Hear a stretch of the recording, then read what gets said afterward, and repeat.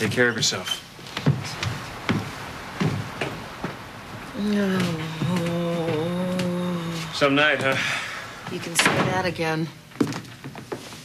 And as for you, Ms. Shane... I know you're gonna give me holy hell for kidnapping Annie.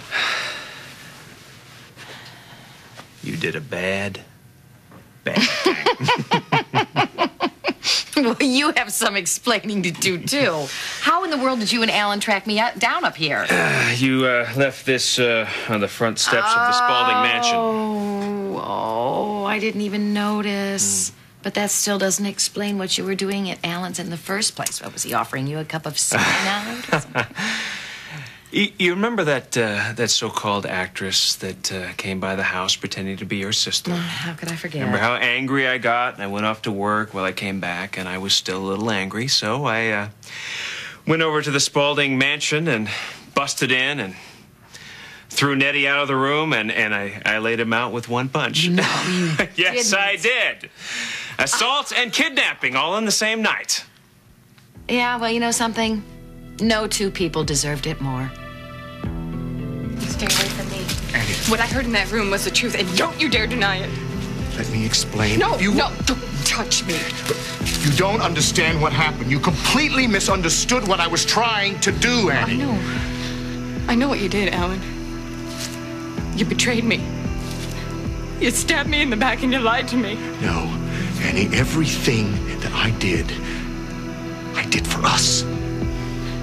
There is no us. Now I know there never was. And there never will be. Ever again.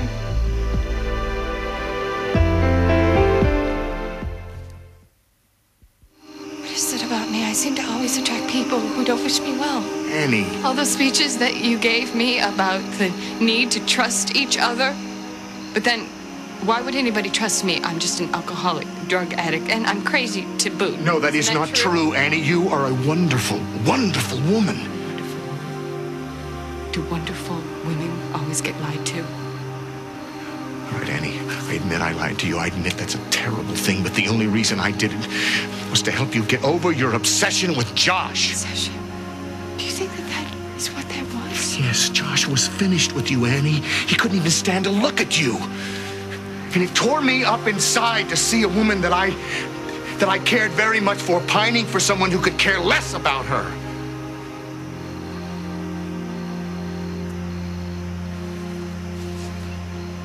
When I was a little girl,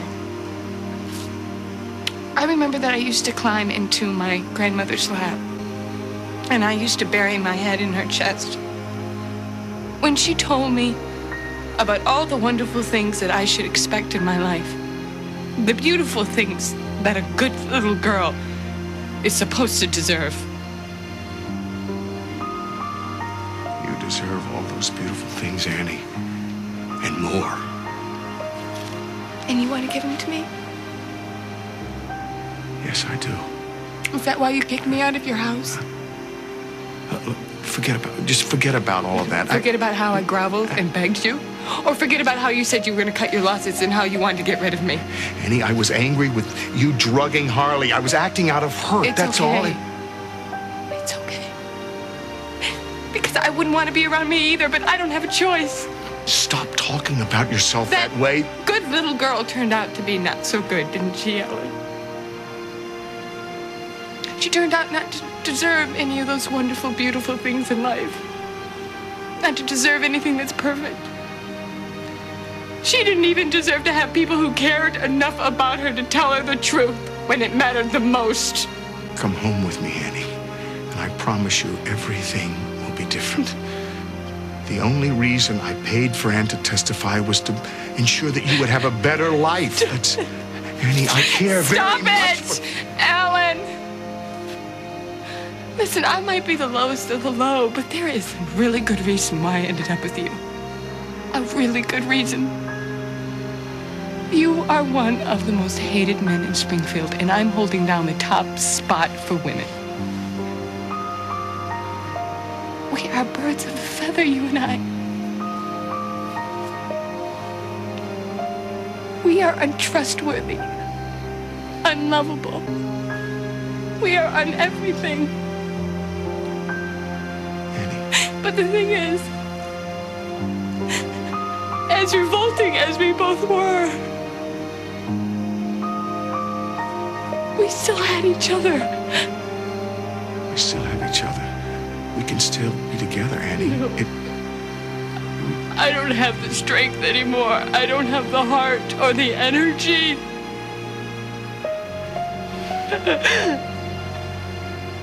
I don't have anything left.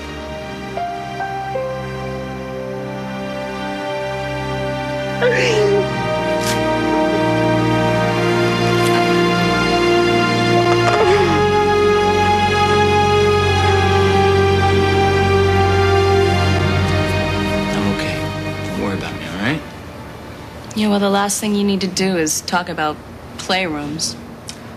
What'd you say about a firing squad? Mouth shut, feet forward, okay? Except for this one last thing, all right? Listen, if you really want children, you can make it happen. There are new ways. There's just new techniques to do this. Blake, it's never gonna happen for us, but thanks.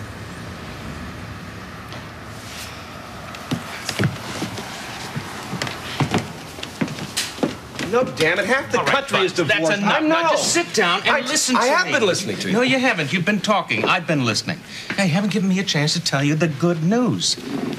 Jenna cannot get a divorce because we got the marriage annulled.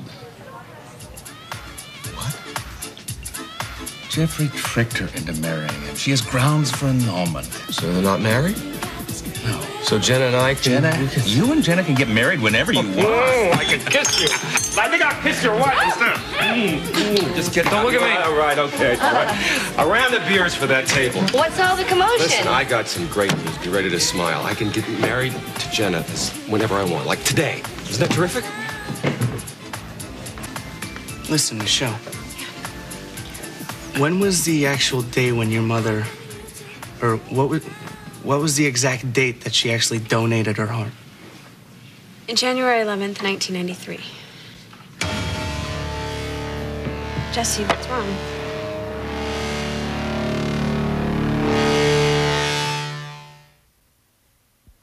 I've got to get back to work. What is it? What did I say? Nothing, Michelle. It's weird. No, I freaked out when I found out about it, too. I mean, it sounds kind of strange to have someone else's heart. Yeah, well, I'm sure whoever got your mother's heart, she did a good thing, and they're very grateful for it. Well, I think so, too. I mean, that's one of the reasons why I want to meet this person.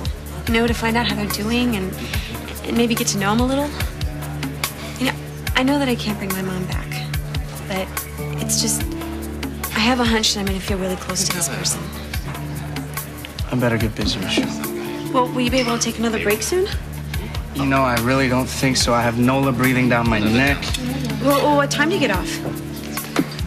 Michelle, not till later. I have to help clean up.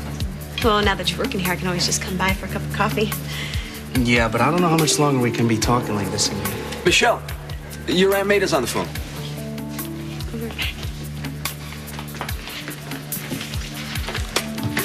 Aunt Maida, hi, listen, if this is about what time I'm coming home tonight, it's... What? You're kidding. When? Oh my gosh, I'll be right there. Bye. Hey, I gotta go, okay? Everything okay? It's fine, but you know what? I think you should start thinking about that Diaz family. And maybe you should even ask your dad about it. Okay? You know, I don't think Annie or Alan will be bothering us again anytime soon. I don't know what we're going to do then with all this peace and quiet. I'll give you one guess.